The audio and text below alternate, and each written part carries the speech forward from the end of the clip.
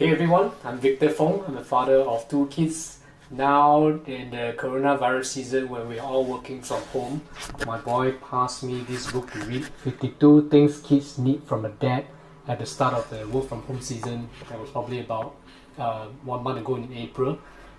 So I've been reading a chapter from this book a day, and I recorded them in a video for each chapter. So I think he wants to build stronger relationship with me, so I've been applying these learnings and doing my best to be close to him during this stay home season where he's also studying from home.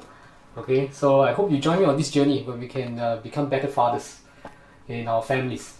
Alright, today I'm going to read from chapter 41. For the rest of my 40 chapters, I have recorded them in the video. You can subscribe to my YouTube channel. Click on the bell notification icon so that you receive a notification whenever I release a new video reading. Okay, so for chapter 41, we are learning that kids need their dad to multitask. And you go like, huh? Really? So the author is saying he's just kidding, okay? Because all the dads can only do one thing at a time, just like me as well. Multitasking is really totally out of our league, okay? So the suggestion is don't even try. Instead, choose to do one thing at a time and do it well. Usually, our best option is to go with the way God wired us. Besides, when a dad does one thing well, he can actually achieve multiple goals in the doing. For example, throwing yourself 100% completely into reading a bedtime story to your 8-year-old daughter can simultaneously deliver more than a half dozen benefits, long and short term.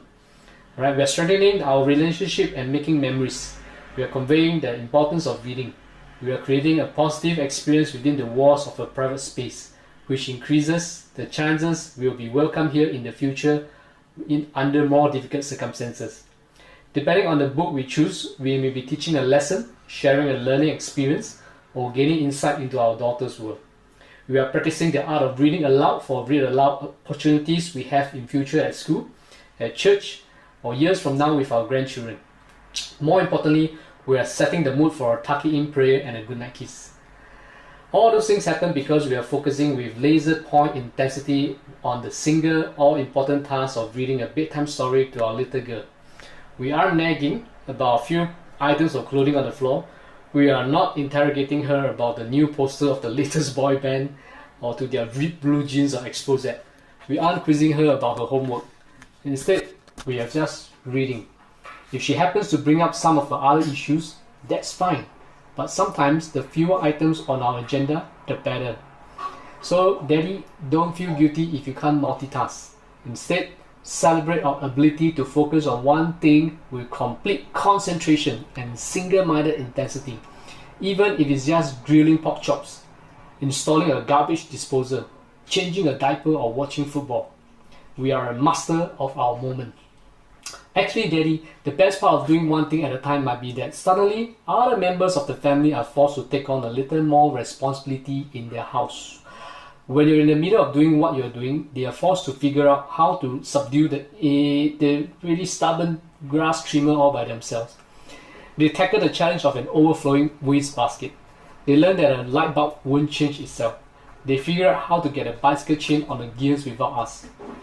If any of those jobs prove too formidable, we are still available. But isn't it nice to see the kids taking initiative on their own? See, she's taking initiative on her own.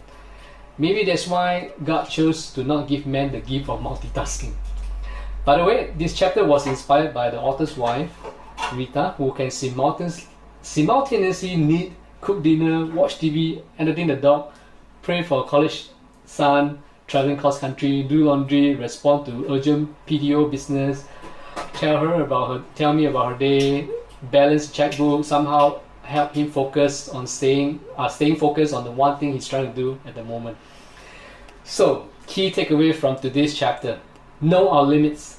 When we can't do it all, take comfort that our family members have all kinds of gifts and abilities waiting to be discovered and put to good use. That's how family works best. Bruce Lee said, the successful warrior is the average man with laser-like focus.